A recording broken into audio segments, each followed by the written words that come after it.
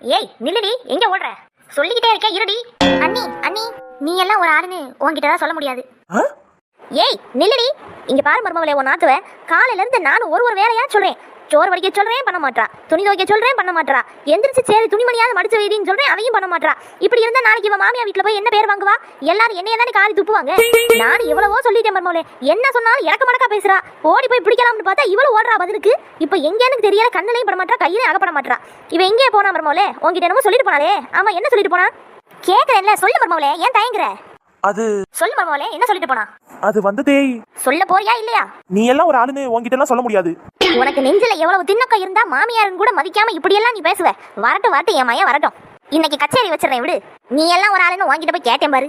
என்னல நடக்குது இங்க? மகக்காரி வந்து நீ எல்லாம் ஒரு ஆளு உன்கிட்ட சொல்ல முடியாதுங்கறா. ஆத்தாக்காரி என்னடான்னா என்கிட்ட வந்து நீ எல்லாம் ஒரு ஆளு உன்கிட்ட கேட்டேன் பாருன்றா.